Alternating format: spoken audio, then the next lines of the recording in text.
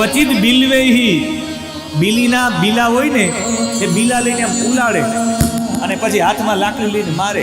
અત્યારે દડો છે ત્યારે બિલ્વેહી બિલ્વદળથી, ક્વચિત કુંભેહી, કુંભેહી એટલે જાયફળ, જાયફળ લઈને આમ ઉડાડે અને આમ હાથમાં આમ કરે, જાયફળોથી રમે.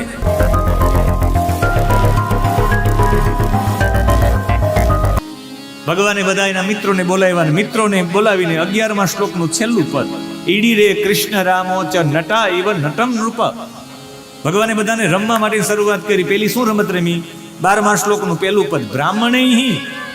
ભગવાને પેલા બધાની સાથે હાથમાં હાથ નાખીને આમ ફૂદેડી ફરવાની રમત, બ્રાહ્મણેહી. પેલી ફૂદેડીની રમત, એકબીજાની ફૂદેડી રમત કૃષ્ણએ કાઢેલી છે. અત્યારે આપણે બધા રમીએ ને, બ્રાહ્મણેહી. બીજી લંઘનેહી, બીજા એકનું ઠેકી જવું, મીની ઠેકામણી કૃષ્ણે કાઢેલી છે. લંઘનેહી. ક્ષેપેહી, દૂર ફેંકવું, ગોળા ફેંક ને ચક્ર ફેંક કૃષ્ણે કાઢેલી છે. આસ્ફોટન, તાલ આમ વગાડીને મેદાનમાં આમ ન કઈક આવી જા, આ કૃષ્ણની સ્ટાઇલ છે. પછી વિકર્ષણ, વિકર્ષણેહી, ધક્કો મારવો, વિકર્ષણ ખેંચવું, નાડા ખેંચની રમત કૃષ્ણે કાઢેલી છે. આમ સામે બે ગ્રુપ થઈ જાય, આમ કરે નાડા ખેંચ, રમત કૃષ્ણે કાઢેલી છે. ચિક્રીડતુ, ચિક્રીડતુ એટલે રમતા હતા. શું? નિયુદ્ધે ન કુસ્તી, કુસ્તીની રમત પણ કૃષ્ણે કાઢી. કાક પક્ષ ધરો ક્વચિત, ને ભગવાને જે દાવ રમતા હતા એમાં ખાલી એટલા દાવ રમતા હતા નહીં, ભગવાને વાંસળી પણ વગાડતા હતા. ભગવાન નૃત્ય, ક્વચિત નૃત્ય, ક્યાંક નૃત્ય કરતા હતા, ક્યાંક ગાયકો, ક્યારેક ગાયન કરતા હતા. ભગવાન પોતે આલાપ કરતા હતા, એવો સુંદર આલાપ કરે. વાદકો, ભગવાન ક્યારેક ઢોલ વગાડે. વાદક હતા, ગાયક હતા, આલાપ કરનારા હતા.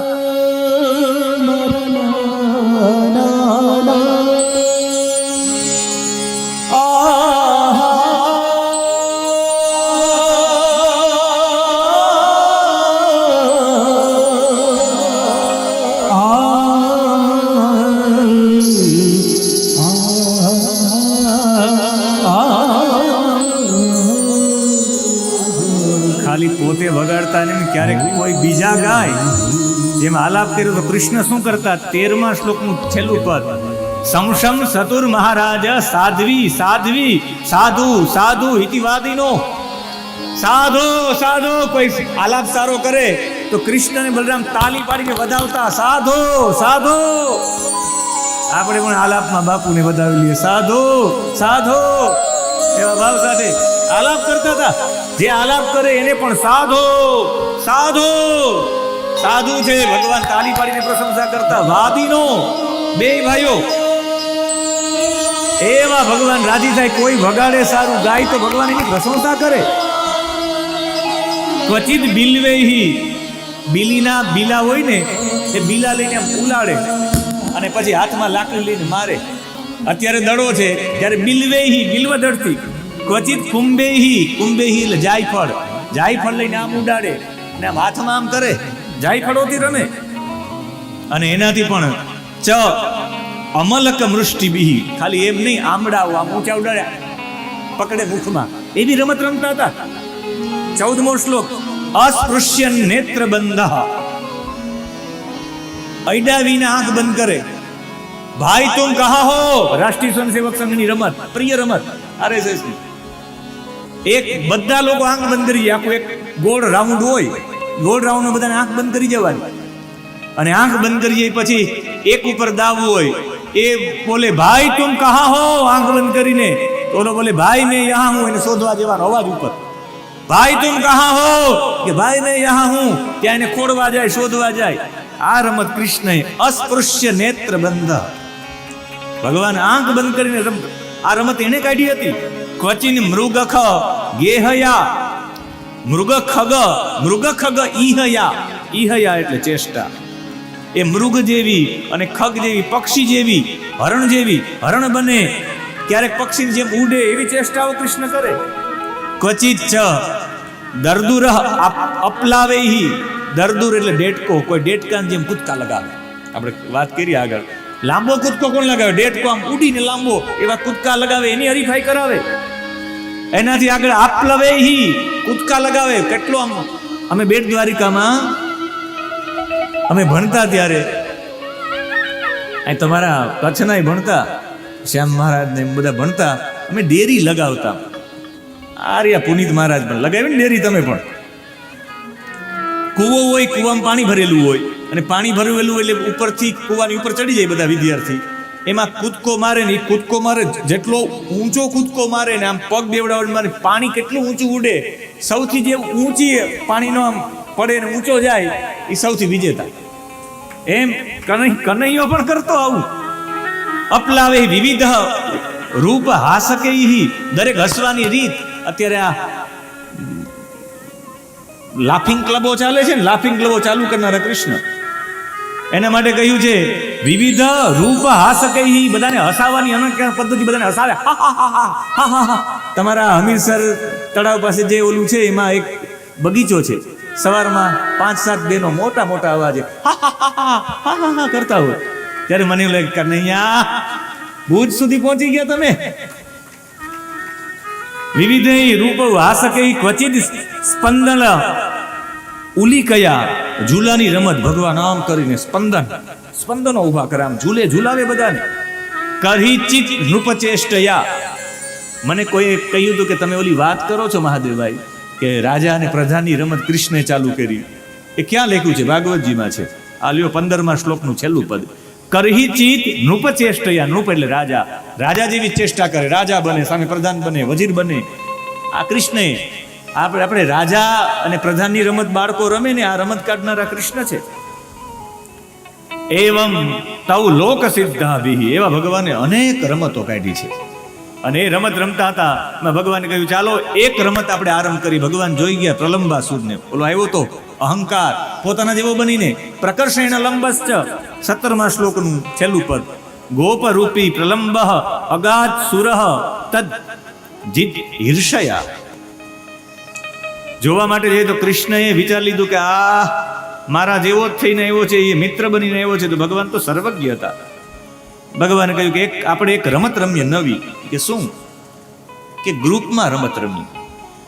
આપણે બધાને આમાં હાથ પકડવાનો, હાથ પકડી એક પગે ટંગડી કરવાની અને ગ્રુપમાં દોડવાનું, એક એકને નહીં.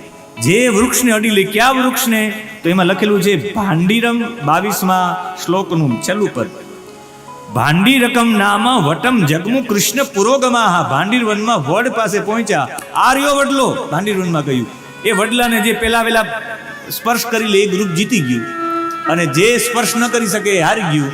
હવે હારેલા વ્યક્તિને શું કરવાનું? 21મા શ્લોકનું છેલ્લું પદ. યત્ર રોહંતી જેતારો વહંતી ચ પરાજિતા. જે હારી જાય ને એ જીતેલા વ્યક્તિને માણું મીઠું કરી લે, પાછળ બેસાડ લે. કૃષ્ણે કહ્યું કે હાલો મારા ગ્રુપમાં કોણ? બલરામજીના ઈશારો કર્યો. 23મા શ્લોકનું પેલું પદ.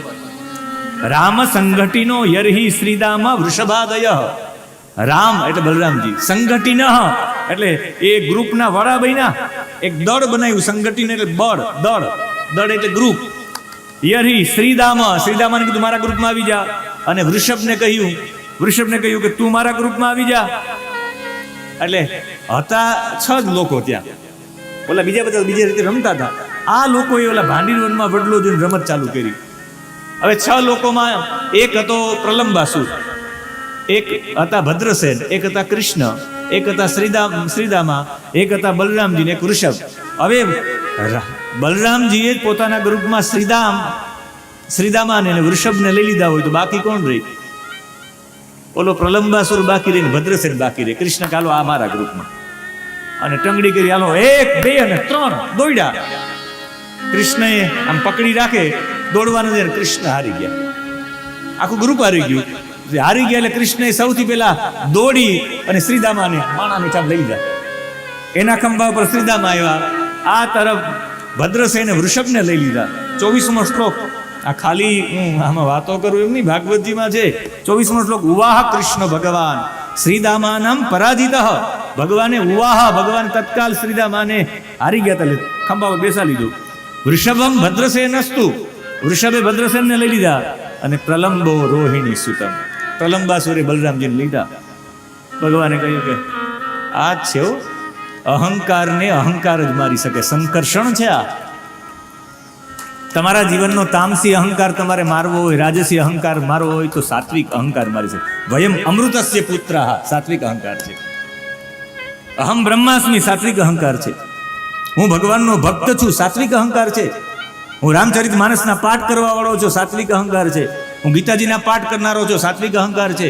હું અવધેશાનંદજીનો શિષ્ય છું સાત્વિક અહંકાર છે. હું જ્ઞાનાનંદજીનો શિષ્ય છું સાત્વિક અહંકાર છે. હું રોજ કેવલ્ય ઉપનિષદનો પાઠ કરું છું સાત્વિક અહંકાર છે. એનાથી આ અહંકાર અહંકારથી મરે. લોઢું લોઢાને કાપે. અને એ માટે અહીંયા ભગવાને ઈશારો કર્યો. 28મો શ્લોક. ઋષા અહન શિરસી દ્રઢેન મુષ્ટિના, એક મુષ્ટિકા એના મસ્તક ઉપર અહન મારો. અને વજ્ર રમસા, વજ્ર જેવા વ્યક્તિ. વજ્રનું એક મહત્તા છે. વજ્ર જ્યારે તમારા ઉપર પડે ત્યારે વજ્રનો વેગ બહુ જબરદસ્ત હોય. અહીંયા રમહસાનો મતલબ છે વેગ. રમહ શબ્દની તૃતીય વિભક્તિ એક વચન છે. રમહસા એટલે વેગથી, વજ્રના વેગથી મારો એક મુષ્ટિકા. ધીમે ધીમે, આમ નહીં, આમ મારો મુષ્ટિકા. વાત થઈ જાય પૂરી. કૃષ્ણએ ઈશારો કરીને કહ્યું. અને બલરામજીનો ઘૂંબો પડે. કેવો પડ્યો? મુઠ્ઠીનો પ્રહાર કર્યો. અહીંયા લખેલું છે 29મા શ્લોકમાં, મુખાદ વમન, એના મુખમાંથી ઉલટી થવા માંડી, લોહીની. 29મા શ્લોકનું બીજું પદ, મુખાદ વમન રુધિરમ અપસ્મૃતો અસુરઃ. અરે બેભાન થઈ ગયો, મોઢામાંથી લોહીની ધાર થઈ ગઈ. કેવી મુષ્ટિકા મારી હશે? અને પૃથ્વી ઉપર પડ્યો એટલે પ્રાણહીન થઈ ગયો છે, મરી ગયો. આયુધા હતઃ. અને જે મૃત્યુ થઈ ગયું ત્યારે બધાએ તાલીઓ પાડી. પ્રલંબાસુર સાક્ષાત અહંકાર હતો.